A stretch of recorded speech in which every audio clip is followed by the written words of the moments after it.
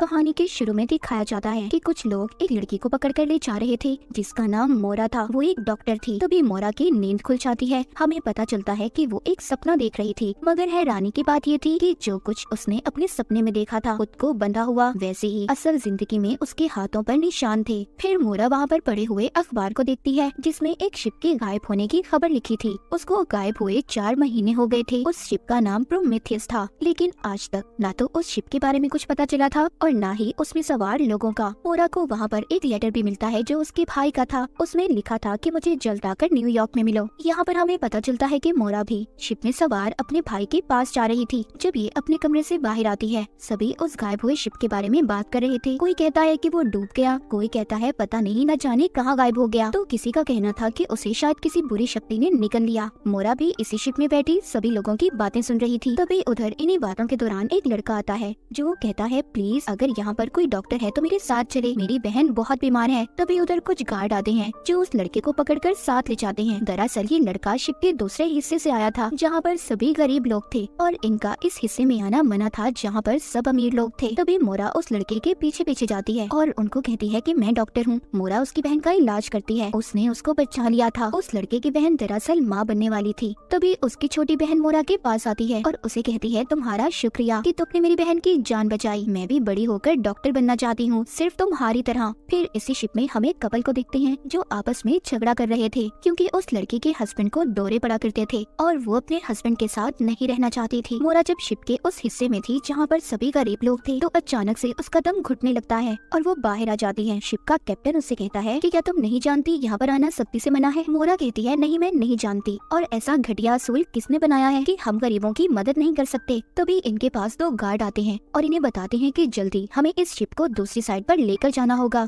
इसी शिप में हम 2 और मुसाफिरों को देखते हैं जो दोनों भाई थे। जब ये इस शिप की डायरेक्शन को मुड़ता हुआ देखते हैं तो परेशान हो जाते हैं क्योंकि उन्हें लग रहा था कि शिप वापस जा रहा है। कोई भी दोबारा से वापस नहीं जाना चाहता था। जिसके बाद मोरा दोबारा से कैप्टन के पास जाती है जो बैठा शराब पी रहा था। मोरा उससे कहती है क्या गायब हुआ शिप मिल गया है। कैप्टन कहता है नहीं, पर हाँ हमें कुछ पता चला है उस शिप के बारे में। हो सकता है वो गायब हुआ शिप प्रोमेथियस ही हो, पर उसको गायब हुए 4 महीने हो चुके हैं और हम नहीं जानते कि उसमें सवार लोग जिंदा भी हैं या मर चुके हैं। कैप्टन मोरा से पूछता है क्या उस शिप में तुम्हारा कोई अपना था, तो वो कहती है नहीं। इसके बाद कैप्टन सभी मुसाफिरों को जमा करता है और बताता है कि हमें एक शिप के बारे में पता चला है। उसने हमारे पास मदद के लिए मैसेज भेजा है। हो सकता है कि वो इसी कंपनी का गायब हुआ शिप प्रोमेथियस ही हो, इसीलिए हम सब उसकी तरफ जा रहे हैं उसकी मदद करने के लिए। ये सुनकर सभी बहुत ज्यादा गुस्सा हो जाते हैं क्योंकि वो वक्त पर अमेरिका पहुंचना चाहते थे। ऊपर शिप की छत पर मौजूद मोरा और कैप्टन दोनों मिलकर जब बातें कर रहे थे तभी वो दूर एक शिप को देखते हैं। इनको ऐसा लग रहा था कि वो प्रोमेथियस ही होगा। सब मुसाफिर उसे देखकर डर जाते हैं। कैप्टन भी अपनी कंपनी में ये खबर भिजवा देता है कि प्रोमेथियस मिल गया है। फिर वो दूसरे लोगों से बात करता है और उन्हें कहता है कि हमें उस तरफ जाना होगा, पर दूसरा कैप्टन कहता है नहीं नहीं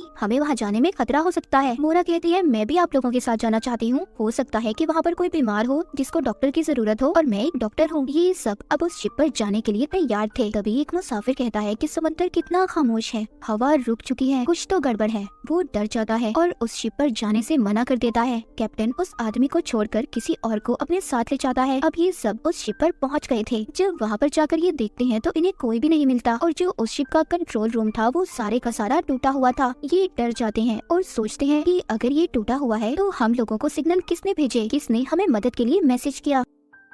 तभी हम देखते हैं कि एक आदमी तैरता हुआ शिप में चढ़ जाता है। उधर शिप में कैप्टन और उसके साथी एक कीड़े का पीछा करते हुए एक कैबिनेट तक पहुंच गए थे जिसको कोई जोर जोर से खटखटा रहा था।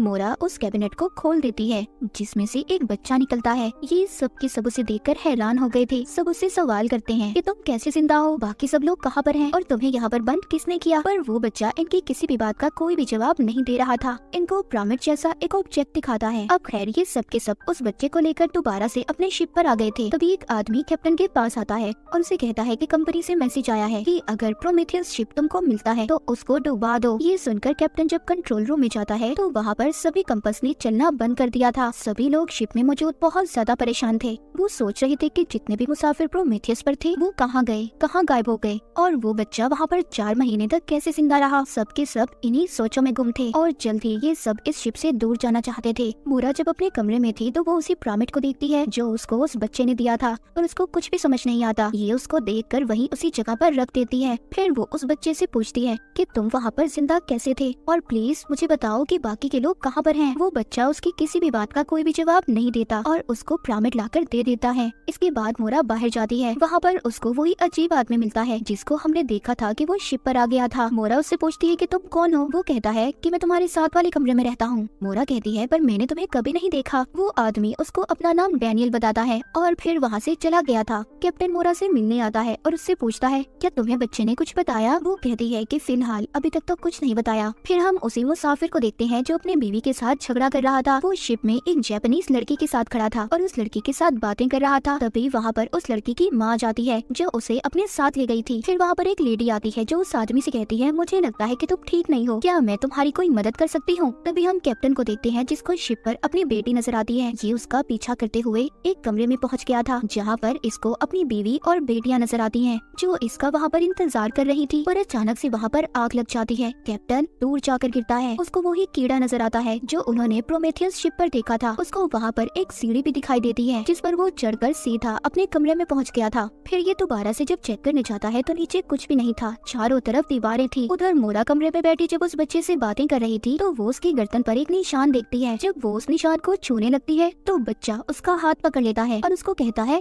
चुप। इतना कहकर वो वहाँ से चला जाता है। तभी उधर कमरे में कैप्टन आ जाता है जो उस बच्चे पर बहुत ज्यादा गुस्सा कर रहा था और उससे पूछता है बताओ तुम कौन हो और कहाँ से आए हो और उस शिप पर क्या हुआ था। मोरा कैप्टन को बाहर ले जाती है और उसे कहती है ये क्या कर रहे हो तुम। वो कैप्टन उससे कहता है कि कुछ तो गड़बड़ है, मुझे इस शिप पर अपनी बेटी दिखाई दी जो मर चुकी है। ये बातें सुनकर वहाँ पर डैनियल भी आ गया था। जिसके बाद कैप्टन वहाँ से चला जाता है। फिर हम एक आदमी को देखते हैं जो बगैर टिकट के शिप में आ गया था और गार्ड उसको ढूंढ रहा था। गार्ड ने अब उस आदमी को पकड़ लिया था। कैप्टन अब सभी मुसाफिरों को जमा करता है और उनसे कहता है कि हमें प्रोमेथियस शिप को दोबारा से अपने साथ वापस यूरोप लेकर जाना होगा क्योंकि हमारे पास इतना ज्यादा कोयला नहीं है कि हम प्रोमेथियस शिप को अपने साथ अमेरिका ले जाएं। ये सुनकर सभी मुसाफिर परेशान हो गए थे क्योंकि कोई भी वापस नहीं जाना चाहता था। कैप्टन जब शिप की छत पर था तो मोरा उससे आकर कहती है क्या तुम पागल हो गए हो कि तुमने ऐसा फैसला लिया। कैप्टन कहता है कि कहीं ना कहीं तो कुछ ना कुछ गड़बड़ है, कंपनी हमसे कुछ ना कुछ तो छुपा रही है और प्रोमेथियस को डुबाना चाहती है। फिर हम एक छोटी बच्ची को देखते हैं, उसको भी वही कीड़ा नजर आता है और वो उसका पीछा करते हुए बहुत आगे तक पहुंच गई थी। तभी वहाँ पर डैनियल आ जाता है और उसने उस कीड़े को उठाकर वापस से अपनी जेब में रख लिया था। ऐसा क्यों था और इसकी क्या वजह थी ये हमें कहानी में आगे जाकर पता चलेगा।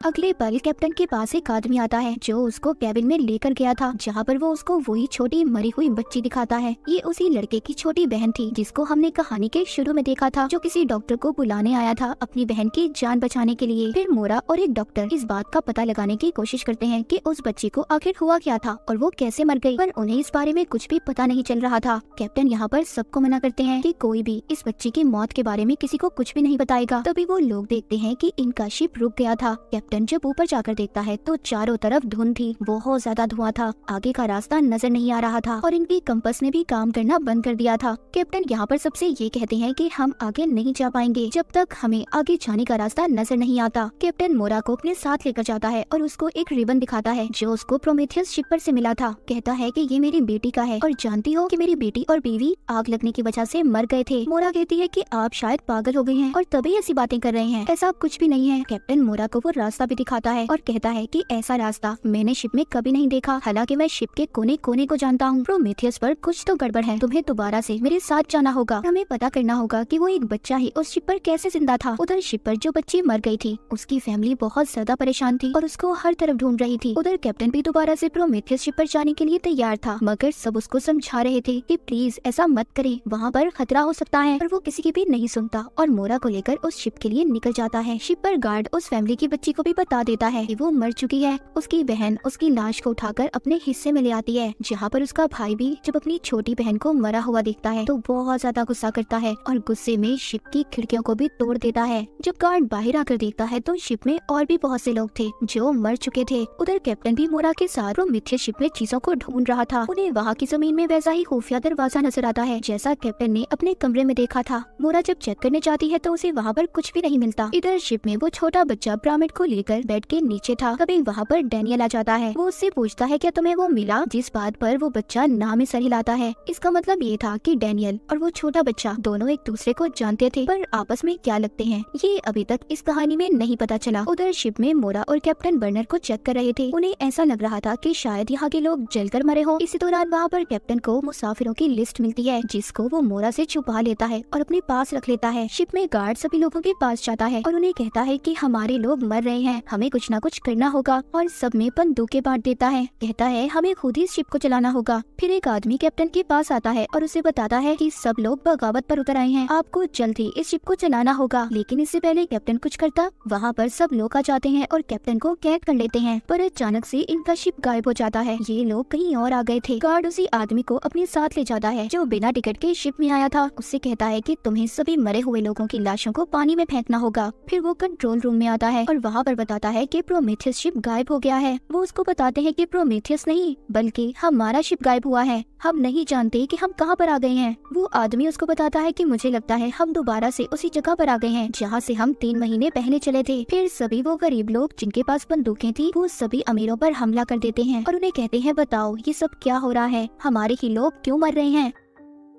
उन्हें एक आदमी आकर कहता है कि हमें कंपनी का एक मैसेज आया था जिन्होंने हमें कहा था कि प्रोमेथियस शिप को डुबा दो, पर जब से ये बच्चा हमारे शिप में आया है सबके सब लोग मर रहे हैं। उस छोटी बच्ची की माँ कहती है जो मर चुकी थी वो बच्चा एक शराब है, एक कर्ज है, उसको मरना होगा। सभी मुसाफिर बच्चे को मारने के लिए तैयार हो गए थे। बाहर वो आदमी जो लाशों को पानी में गिरा रहा था वो वहाँ से भागने की कोशिश करता है, पर गार्ड्स उस पर गोलियां चला देते हैं। उनमें से एक गोली उसके बाजू पर जाकर लगती है। उधर दूसरी तरफ कैप्टन को भी छुड़वा लिया जाता है। खैर वो सभी मुसाफिर जो बच्चे को मारना चाहते थे वो मोरा के पास जाते हैं और उसे कहते हैं कि बताओ हमें वो बच्चा कहाँ पर है, उसको हमें दे दो। ये मोरा के कमरे में जब उस बच्चे को तलाश करते हैं तो वो तो इन्हें कहीं पर भी नहीं मिलता और मोरा को भी उसी कमरे में बंद कर चले जाते हैं। पर तभी उसको बेड के नीचे से आवाज आती है। जब ये देखती है तो उधर बिल्कुल वैसा ही खुफिया दरवाजा था जैसा इसने कैप्टन के कमरे में देखा था। जब वो उसको खोलती है तो वो बच्चा उसके अंदर छुपा हुआ था। फिर हम डैनियल को देखते हैं जो नीचे की तरफ जाकर जहाँ से शिप को चलाया जाता था एक डिवाइस को जोड़कर एक पैटर्न को हल करने की कोशिश कर रहा था। हम देख पाते हैं सभी मुसाफिर उस बच्चे की तलाश में थे। वो एक एक कमरे को चेक कर रहे थे। कैप्टन भी छुटकर एक खिड़की के रास्ते से बाहर आ गया था। मोरा जो उस बच्चे के साथ बंद थी वो दरवाजा खोलने की कोशिश करती है मगर वो नहीं खुल पाता। तभी वो बच्चा अपनी जेब से कीड़ा निकाल कर छोड़ता है जिसने दरवाजे को खोल दिया था। ये दोनों भी अब बाहर आ चुके थे और कैप्टन तक पहुँच जाते हैं। पर तभी वो गार्ड और बाकी मुसाफिर आकर कहते हैं कि हमें वो बच्चा चाहिए और कुछ नहीं। कैप्टन जब उनको रोकता है तो गार्ड उस पर गोली चला देता है और ये बच्चे को अपने साथ ले जाते हैं। वो बच्चे को शिप की छत पर ले गए थे। वहाँ पर वो बच्ची जिसकी मौत हुई थी उसकी माँ कहती है कि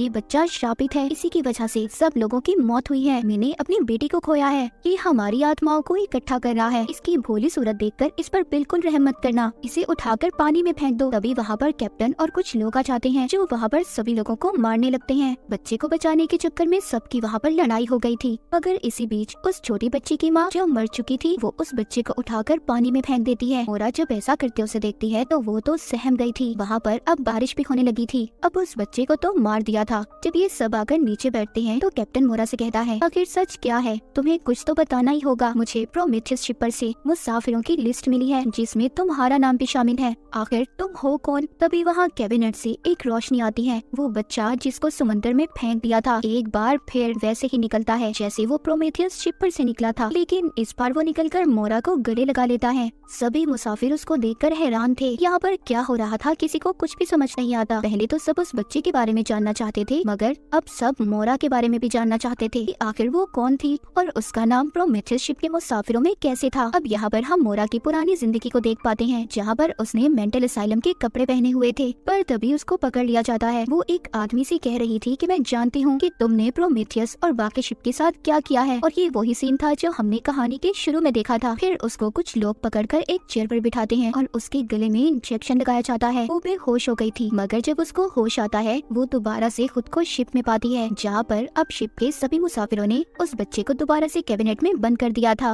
मोरा जब उस बच्चे को निकालने के लिए आगे बढ़ती है तभी एक मुसाफिर उस पर गोली चला देता है। डैनियल उसको बचाने के लिए आता है। उस वक्त सब कुछ रुक गया था। मोरा ने भी उस बच्चे को बाहर निकाल लिया था। जब वो उससे पूछती है कि क्या हुआ, वो उसको कुछ भी नहीं बताता और उसको अपने साथ ले जाता है। लेकिन जिसके बाद सब कुछ ठीक हो गया था, कैप्टन डैनियल को पकड़कर पूछता है कि आखिर सब चल क्या रहा है। मैंने तुम्हें खुद मोरा से बात करते हुए सुना है, क्या तुम दोनों मिले हुए हो? पर वहाँ पर वो लड़की कैप्टन को शांत होने का कहती है, जिसकी छोटी बहन मर चुकी थी। लेकिन एकदम से वक्त रुक गया था। उनको घड़ी के चलने की जोर जोर से आवाज आती है। सब हिप्नोटाइज हो गए थे। देखते ही देखते शिप के सभी मुसाफिर शिप पर से पानी में कूदने लगते हैं। ये सब देखकर मोरा दोबारा से उस बच्चे से पूछती है, सब क्या है और ये सब क्या चल रहा है? वो बच्चा उसको एक कागज पर लिख कर देता है कि खामोश हो जाओ, हमें कोई सुन रहा है। वो बच्चा मोरा के कान के पास आकर कहता है, मैं बता सकता हूँ कि यहाँ पर क्या चल रहा है। अगर जानना चाहती हो तो तुम्हें क्रिएटर से मिलना होगा। अब ये क्रिएटर कौन था ये हमें आगे जाकर पता चलेगा। उधर शिप पर से बहुत से मुसाफिर पानी में कूदकर अपनी जान दे रहे थे। अब वो बच्चा उस कीड़े को एक जगह पर छोड़ता है और उसके पीछे जाता है। उसका पीछा मोरा भी करती है और उस जगह पर पहुँच गई थी जहाँ से इस साइलम के लोगों ने उसे पकड़ा था। डैनियल जब मोरा के कमरे में आता है तो उसको भी वही खुफिया दरवाजा नजर आता है, जिसके रास्ते से मोरा उस बच्चे के पीछे गई थी। ये भी अपने रिमोट से उसे खोलकर वहीं तक पहुंच जाता है। जब डैनियल उस बच्चे से मिलता है तो वो उसको कहता है कि वो लोग हमें देख रहे हैं और मुझे पूरा यकीन है हम जल्द ही सच्चाई तक पहुंच जाएंगे। डैनियल उस बच्चे से कहता है कि तुम यहीं पर रुकना, अगर तुम शिप में वापस आए तो वो लोग तुम्हें ढूंढकर मार देंगे। शिप में सभी मुसाफिर खुद को बांध रहे थे क्योंकि वो हिप्नोटाइज होकर शिप से कूद रहे थे। डैनियल शिप के कंट्रोल रूम में जाता है और शिप को ठीक कर देता है, पर तभी एक आदमी ने उस पर हमला कर दिया था। डैनियल के पास जो रिमोट था उसको दबाकर उस आदमी को बेहोश कर देता है। उधर मोरा इस साइलम में थी।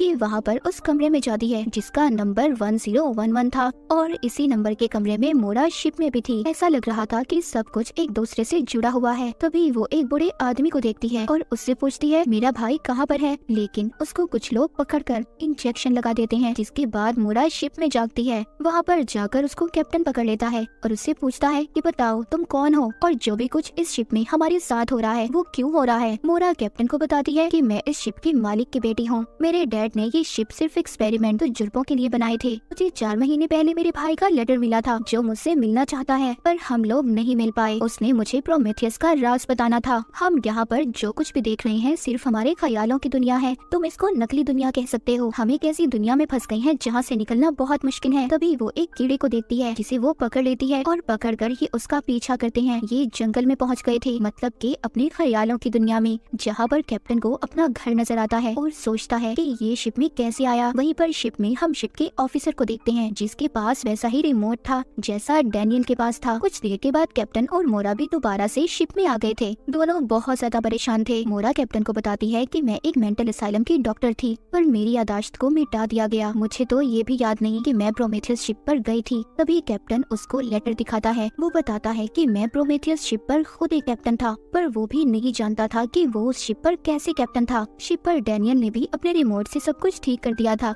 जिससे वहाँ पर जितने भी मुसाफिर थे अब शिप पर से कूदना बंद हो गए थे। सब बचे हुए मुसाफिर शिप के ऊपर आते हैं। वहाँ पर शिप का ऑफिसर आया था। वो कहता है कि हमें शिप को डुबाने का कहा गया है। डैनियल आकर सबको बताता है, प्रोमेथियस को नहीं बल्कि इस शिप को। कंपनी के लोग इस शिप को खत्म करना चाहते हैं, डुबाना चाहते हैं। फिर हम उस बड़े आदमी को देखते हैं जिसको मोरा ने भी देखा था। उसके पास एक आदमी आता है जो उसे कहता है कि शिप से मैसेज मिला है। वो सुनकर कहता है, मैं जानता हूँ वो जल्द ही खत्म होने वाला है, डूबने वाला है। वो उस आदमी को उस बच्चे को अपने पास लाने का कहता है जो शिप पर था। फिर वो अपने कमरे में से पर्दा हटाता है। हम दूर एक बहुत बड़े पिरामिड को देखते हैं। उधर शिप में सब कुछ बदल रहा था। वहाँ पर काली रबड़ जैसी चीजें छत पर से निकल रही थी। दोबारा से मोरा और कैप्टन भी असाइलम में पहुँच गए थे। मोरा कैप्टन को बताती है, ये असाइलम मेरे डैड ने मेरी मॉम की याद में बनाया था क्योंकि वो सब कुछ आहिस्ता आहिस्ता भूल रही थी। मेरे डैड चाहते थे कि मेरी मॉम ठीक हो जाए। वो उनके दिमाग को पढ़ना चाहते थे। अभी आगे जाकर एक खिड़की को खोलते हैं तो इन्हें शिप का एक कोना नजर आता है। शिप में सब अपनी पुरानी जिंदगी को देख रहे थे। शिप का ऑफिसर खुद को उसी कैबिनेट में बंद कर लेता है जहाँ पर बच्चा बंद था। उसमें से तेज रोशनी बाहर आने लगी थी। असाइलम में मोरा कैप्टन को बताती है कि उसे उस बच्चे ने बताया था कि किसी ने हम पर नजर रखी हुई है। अगर हम सच्चाई तक पहुँचना चाहते हैं तो हमें अपने क्रिएटर तक पहुँचना होगा। शिप में मरी हुई बच्ची की बहन भी अपनी पुरानी जिंदगी को देख पा रही थी, जिसे वो देखकर बहुत ज्यादा डर जाती है। शिप अब खुद से दोबारा से चलने लगी थी। ये सब लोग जब उसके मैनुअल को चेक करते हैं तो उसमें सिर्फ एक ही बात लिखी हुई थी कि शिप की सच्चाई आने से पहले उन पर कॉफी का असर शुरू हो जाएगा। बात शायद एक पहेली जैसी थी। शिप का ऑफिसर उस बूढ़े आदमी के पास पहुंच गया था, मतलब ये भी उस आदमी के साथ मिला हुआ था। बूढ़ा आदमी कहता है कि उस बच्चे को तुम्हें मेरे पास लाना होगा क्योंकि उसके पास प्रामिट है और शिप में मौजूद जितने भी लोग हैं जल्द ही अपने ख्यालों की दुनिया में खोकर गुम हो जाएंगे। शिप का नामो निशान मिट जाएगा। उधर असाइलम में मोरा जब कैप्टन के साथ थी तो वो उन्हीं काली चीजों को जमीन से निकलता हुआ देखती है। जब वो उन्हें हाथ लगाने की कोशिश करती है, डैनियल आकर उसे पकड़ लेता है और कहता है, क्या तुम मुझे जानती हो? तुम्हें मेरे बारे में याद है? जब कैप्टन उसको रोकता है तो वो कैप्टन को अपने रिमोट से दूसरी दुनिया में भेज देता है जहाँ पर उसने अपनी बीवी और बेटी को जलते देखा था। पर मोरा डैनियल की बातों पर यकीन नहीं करती, उसको एक कमरे में बंद कर देती है। वो बाहर आकर अपने हाथों से बंदूक को जब फेंकती है तभी उसे दीवार महसूस होती है। अब उसे समझ आ गई थी कि सब कुछ शिप में मौजूद है। कैप्टन दोबारा से प्रोमेथियस शिप पर पहुंच गया था जहां पर वो उस जैसी और भी शिप देखता है। हम मोरा और डैनियल की पुरानी जिंदगी के बारे में जान पाते हैं। दरअसल मोरा डैनियल की बीवी थी। अब डैनियल जब अपने ख्यालों की दुनिया से बाहर आता है तो मोरा से अपने रिमोट का पूछता है। मोरा उसको कुछ भी नहीं बताती। जब शिप में मोरा वापस से पहुंच गई थी वो देखती है अब बहुत तेज तूफान आने वाला था। उधर शिप का ऑफिसर एक कमरे में जाकर डिवाइस को निकालता है और बच्चे और कैप्टन को ढूंढने की कोशिश करता है। मोरा भी डैनियल के कमरे में जाकर खुफिया दरवाजे से एक कमरे में पहुंच गई थी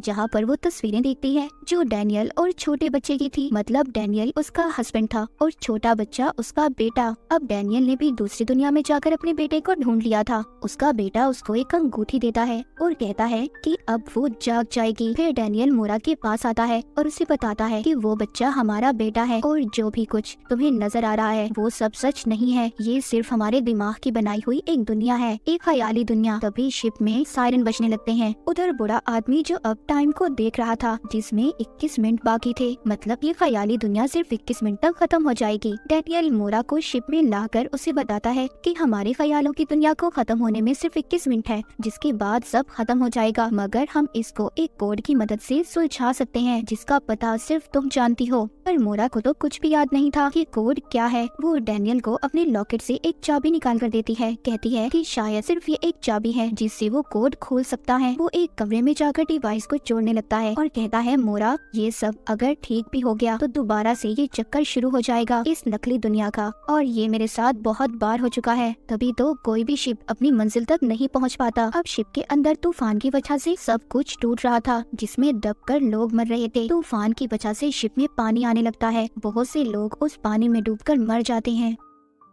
उधर बूढ़े आदमी के पास शिप का ऑफिसर आता है। उस बच्चे को लेकर एक माइक के जरिए वो बूढ़ा आदमी डैनियल और मोरा से बात करता है। कहता है कि अगर तुम अपने बेटे को बचाना चाहते हो तो तुम्हें मुझे वो चाबी देनी होगी जो तुम्हारे पास है। डैनियल सब मान जाता है और आने के लिए तैयार था। उस बूढ़े आदमी के पास वही पिरामिड था जिसको वो खोलता है। उसमें एक की होल था, उसी में वो चाबी लगनी थी। टाइमर में भी 10 सेकंड बाकी थे, मतलब वो शिप भी गायब होने वाला था। उसको भी उसी जगह पर भेजा जा रहा था जहाँ पर आज तक सभी शिप्स गायब हुए थे, यानी कि शिप के कब्रिस्तान में। शिप को भी सबके साथ खड़ा किया जा रहा था जो आज तक गायब हुए थे। सभी मुसाफिर शिप के ऊपर थे और सोच रहे थे कि उनके साथ क्या हो रहा है। कैप्टन अब दोबारा से शिप पर आ गया था और मोरा से पूछता है, ये सब क्यों, ऐसे क्यों है हमारे साथ? कोई भी नहीं जान पा रहा इसके पीछे राज क्या है। मोरा सबको बताती है कि मेरे डैड ने इस शिप को सिर्फ तजुर्बे के लिए बनाया था और आप सब लोग जो देख पा रहे हैं, महसूस कर रहे हैं, सब एक नकली दुनिया है और कुछ भी नहीं। वो कहती है, मेरी यादाश्त को मिटा दिया गया है, मेरे पास सिर्फ एक चाबी है और अगर हम यहाँ से निकल जाते हैं तो मैं याद करने की कोशिश जरूर करूंगी। उधर दूसरी तरफ वो बड़ा आदमी मोरा के बेटे को एक कमरे में लेकर जाता है और यहाँ पर पता चलता है कि वो बड़ा आदमी कोई और नहीं बल्कि मोरा के डैड थे। उसके बेटे को यहाँ पर वो एक थ्योरी के बारे में बताते हैं। कहते हैं कि कुछ लोग तूफान में फंसकर अपनी पुरानी चीजों को ही याद करते रहे। तुम्हारी मॉम इस चीज के बारे में जानना चाहती थी जिसको समझकर उसकी जिंदगी तहस नहस हो गई, क्योंकि थ्योरी के मुताबिक आप जिस जिंदगी में हो वो आपकी असल जिंदगी नहीं होती, बल्कि एक नकली दुनिया, ख्यालों की दुनिया होती है। हर एक इंसान को कोई ना कोई कंट्रोल करता है। जैसे हम सबको गॉड कंट्रोल कर रहे हैं, हम उनके सभी एक खिलौने हैं। ये दुनिया तुम्हारे लिए सिर्फ एक गुड़िया का घर है जिसको तुम्हारी मॉम ने बनाया है और उसकी चाबी तुम्हारी मॉम के पास है। उधर शिप में दिखाया जाता है सभी मुसाफिर एक दूसरे की पुरानी जिंदगी में पहुंच गए थे, मगर कुछ देर के बाद दोबारा से शिप में आ जाते हैं। मोरा भी कैप्टन के साथ दोबारा से असाइलम में पहुंच गई थी, जहां पर शिप का ऑफिसर आकर कहता है, उससे चाबी मांगता है और फिर एक रिमोट का बटन दबाकर कैप्टन को बेहोश करके मोरा को अपने साथ ले जाता है। मोरा की मुलाकात वहाँ पर अपने डैड से होती है, वो उससे चाबी ले लेते हैं। तभी कमरा असाइलम में बदल जाता है। उसके डैड बताते हैं कि ये दुनिया तुमने बनाई है, इसके क्रिएटर तुम हो। मोरा कहती है, नहीं, मैंने इसे नहीं बनाया। पर तभी उसको एक इंजेक्शन लगाकर बेहोश कर दिया जाता है। पर जैसे ही उसके डैड उस चाबी को पिरामिड में लगाते हैं तो वो असल दुनिया में नहीं जाग पाती, क्योंकि डैनियल ने इस सिमुलेशन को बदल दिया था। उसने इस नकली दुनिया के चक्कर को बदल दिया था। फिर मोरा को होश आता है। उसके सामने डैनियल था और उसके हाथ में एक अंगूठी। वो डैनियल से पूछती है, क्या मैं असल दुनिया में हूँ, सब कुछ असल है? वो कहता है, नहीं, ये हमारी बनाई हुई दुनिया है। जो तुम्हारे डैड के पास पिरामिड था अब उसका कुछ भी नहीं है। वो उसको नया पिरामिड दिखाता है जिसका कोड अब मोरा की पहनी हुई अंगूठी में था। डैनियल बताता है कि मोरा, इन सब चीजों को कोई और नहीं बल्कि तुम्हारा भाई कंट्रोल कर रहा है और तुम्हारे डैड भी हमारी तरह इसी दुनिया में फंसे हुए हैं। इसीलिए मोरा, इससे पहले तुम्हारे भाई को सब पता चले तुम्हें अपनी असल जिंदगी में जागना होगा। जब मोरा अपनी अंगूठी उस पिरामिड में डालती है तो वो असल दुनिया में जाग जाती है। वो देखती है उसके साथ सब लोगों के सर पर मशीन है। मोरा जब बाहर देखती है तो उसको एक स्पेसशिप नजर आता है। उसको वहाँ पर एक मैसेज मिलता है जिसमें उसे बताया जा रहा था कि ये प्रोजेक्ट प्रोमेथियस है, इसमें भी उतने ही मुसाफिर हैं जितने शिप पर थे। उसको प्रेजेंट डेट भी लिखी हुई नजर आती है जिसमें उसका भाई कहता है, हेलो सिस्टर, तुम्हारा असल दुनिया में स्वागत है। इसी सीन के साथ 1899 का फर्स्ट सीजन यहीं पर खत्म हो जाता है।